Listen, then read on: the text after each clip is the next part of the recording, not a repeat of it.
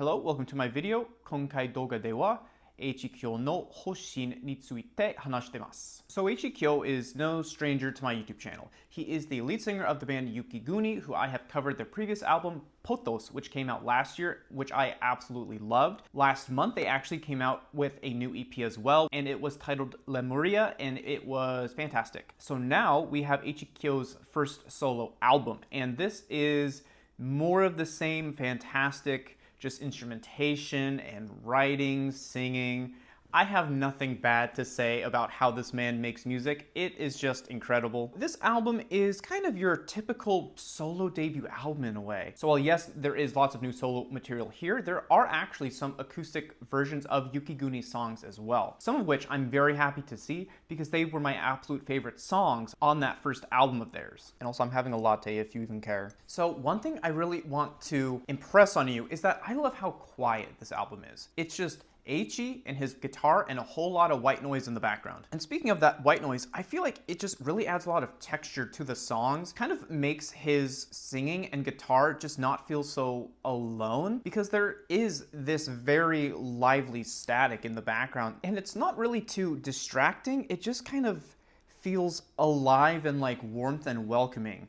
And it's not too loud either. I think that's what really strikes a perfect balance of it for me on this album. It just really suits the vocals and the guitar, if that makes sense. I really think you should listen to any of the songs on this album to kind of get a sense of what I'm talking about here. I just love the white noise. It is just so appropriate for what's happening on this album. So I find that when a song ends, it kind of maintains the rhythm and the beat into the next song, which really makes me think that it was recorded song after song in a like live studio sort of session. But I don't have any confirmation on that. That's just what it really sounds like to me. And if that is the case, that's awesome. Oh my god. And so because this album features such this analog sound, it just really feels all more natural and spontaneous because of that. And so on top of that, it just sounds like a snapshot of maybe one of Eiichi's recording days or something. And I just think that is so cool. And I also think that this sort of lo-fi environment and production really suits the songs that Eiichi makes incredibly well. And I feel that it just really adds a nice kind of ambience to his music. I feel like the song that probably benefits the most from this is the one called Shaso, which means car window. It really reminds me of a Hisato Higuchi song, though most of the songs on here do. I just find that this song is just so like quietly sad and also elegant, and it just really stands out to me for that reason. I think the same can also be said about the song Stella, which is a returning one from that Yukiguni album and was one of my favorites on there, which I noted in my review as well. And I love the song there, and honestly I might like this acoustic version even more. I also think it really says something about the songwriter when you can take away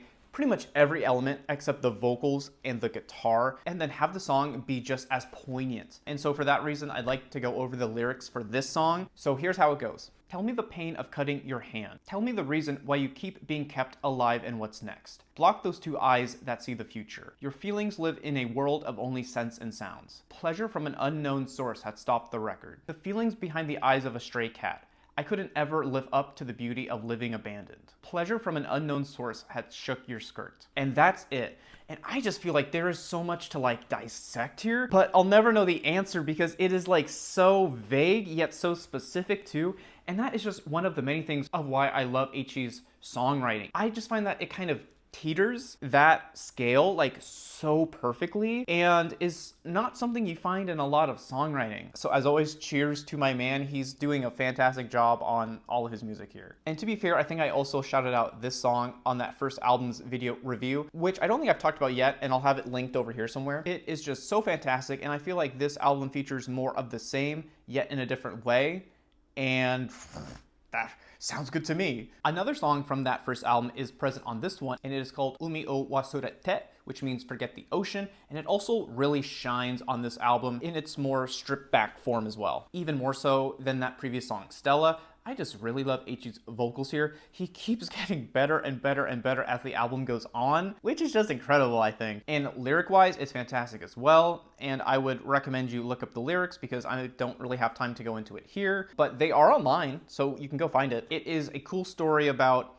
a story like within a story. And it is the like narrator telling someone to forget the ocean and just kind of like move on. And here's why. Love this song. Another song that I absolutely adore from this album is the one called Shito, which means apostle or disciple. And it's probably my favorite song on the album that is a new song at least. I think the standout thing for me on this song is the guitar work, and I love the way it just kind of builds upon itself throughout the verses, and then it really takes off during the choruses too. And I don't even know if I need to mention it at this point, but Eiichi just sounds fantastic vocally here. I think I'll probably just hold back from saying that for the rest of the video because it should be obvious that I just love the way he sings and writes, so there's another returning song on this album called Kaeri Michi, and this is the song that Eiichi chose to end this album with. However, on their previous album, it was the third to last, if I remember correctly. And also, I think the version on this album hits especially hard because it is the ending track, and because the title of the song in English would be called The Road Home or The Way Home. It's just really fitting subject-wise to be the final song on an album. I just have to say that I really like this album, and I think specifically because of how different it is from everything else that Eiichi has made up until this point. I feel like it's very in character for him.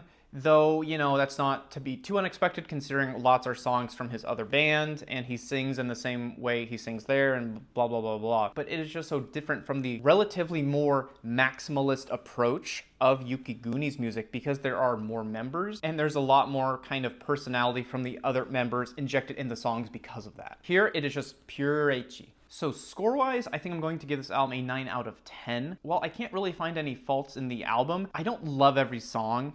And so for that reason, you know, not every song is a 10 out of 10 for me. It might grow on me maybe, but I think for now, there are a lot of maybe like 7 out of 10s, 8 out of 10s, as well as 9s and 10s. But I just think that, you know, some of the compositions aren't as strong as the rest. There's a lot going on here with Eiichi choosing Yukiguni songs versus his own, but because he's in Yukiguni, they're still his songs, but I think my final synopsis is that this album features an assortment of very introspective and personal songs that are just executed so very well. And it kind of gives me the same vibe as Bon Iver's For Emma Forever Ago for that reason. So yeah, really and truly, if you like any bit of this album, please check out Yukiguni's music too.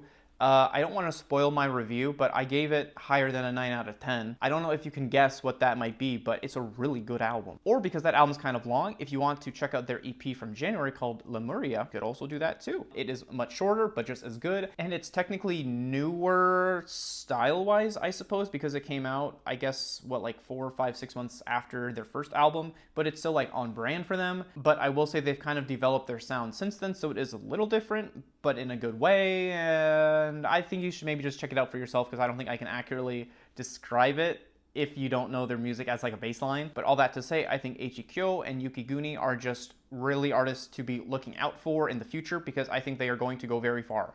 And yeah, that's the review. So thank you for watching. Please check out their music and I will see you in the next video. Thank you so much.